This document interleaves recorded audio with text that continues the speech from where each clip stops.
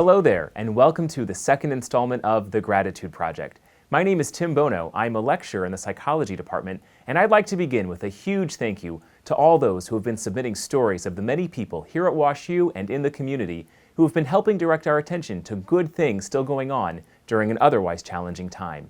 For example, hats off to architecture professor Gay Loberbaum, who has been offering a number of experiential learning courses for students of all disciplines in which they develop hands-on curriculum for children at local elementary and middle schools, even while abiding by public health guidelines over the last year.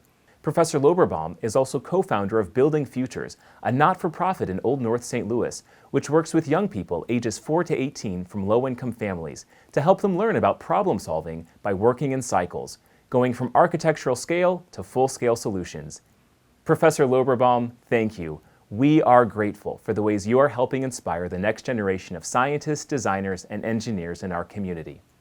Now, we know this past year has been challenging for students for a variety of reasons, especially for those who are struggling to make ends meet. So we'd like to give a special shout out to Miriam Jolson and other staff in the Brown School who have offered a program called Bear Bites for students on campus experiencing food insecurity.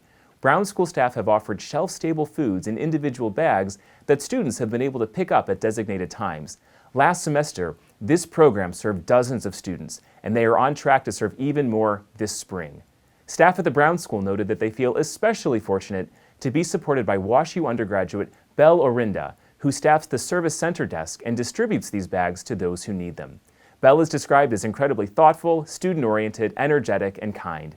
Miriam and Belle, thank you. We are grateful for the service you are providing for community members in the Brown School. We'd also like to acknowledge those who are helping curb food insecurity in the greater St. Louis area. One such effort is being led by WashU alum Andrew Glantz, the founder and CEO of Gift-A-Meal, a mobile app that helps support those in need in the St. Louis area. Here's how the platform works. Each time a user takes a photo of their meal at one of their more than 200 partner restaurants, a donation is made to local food banks to help feed the hungry. Andrew started this initiative as an undergraduate at WashU, and the company is still based here in St. Louis, working out of the Cortex Innovation Community adjacent to campus. Since the pandemic began last March, they have expanded the service to include takeout, delivery, and gift card purchases, which in turn has allowed them to provide more than 150,000 meals in the last year alone to those in need in our community. That brings their grand total to more than 500,000 meals donated since the company started 5 years ago. And to provide further hunger relief, Gift-A-Meal launched a matching donation campaign for Operation Food Search, a local organization that is dedicated to ending hunger in St. Louis. In just 10 days, this campaign raised over $22,000. To Andrew and your team at Gift-A-Meal, thank you. We are grateful for the ways you are addressing food insecurity in our region. And speaking of alumni who are making a difference in the community, let's hear it for 2020 grad Hanju So, who has created more than 1,000 homemade masks for healthcare workers and others who need them.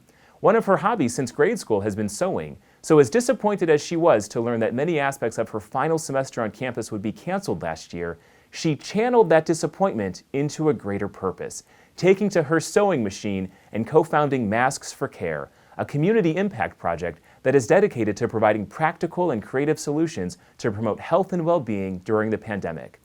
She also teamed up with web designers to compile guides, resources, and research about how to make one's own masks, how to wear them properly, and how doing so is a form of caring for others. Hanju, thank you. We are grateful for your handiwork and the ways you are using your talents to help slow the spread of COVID-19. And finally, we'd like to recognize the Office for International Students and Scholars, who sponsored a contest for their students to submit an original photo of their favorite place that brought them peace and joy during the tumultuous year of 2020. The goal was to foster a sense of connection, whether students were studying here in St. Louis, another city in the United States, or back in their home country overseas. It was also intended to help lift the spirits of all who participated. It's evident from their submissions that this goal was achieved. Let's take a look. One student documented this seagull on a cloudy day in Miami Beach. Another captured this starry night on a camping trip in Jackson Lake State Park. And here we have an image of a temple in Japan that allows people to pause for a moment of tranquility and share their hopes, dreams, and desires.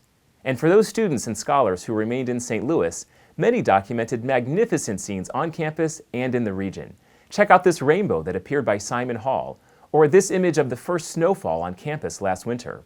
One student caught a shot of this magnificent sunset behind Whitaker Hall after a day of physically distant lab work, and another took time to savor this scene at Creve Coeur Lake a few miles from campus. And how about this squirrel one of our scholars noticed relaxing in a tree outside his apartment? What a nice reminder for us all to slow down and enjoy some time for rest and self-care.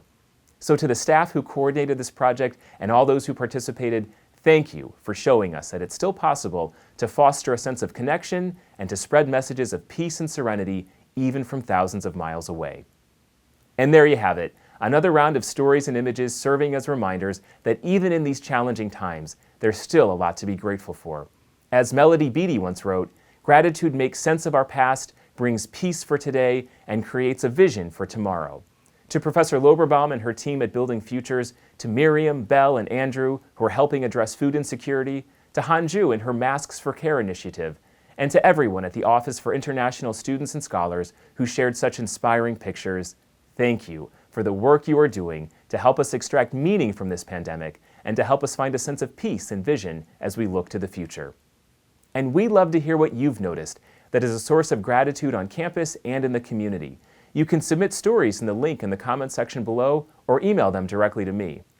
For now, enjoy this music from the WashU Jazz Band. Until next time, stay healthy and stay grateful.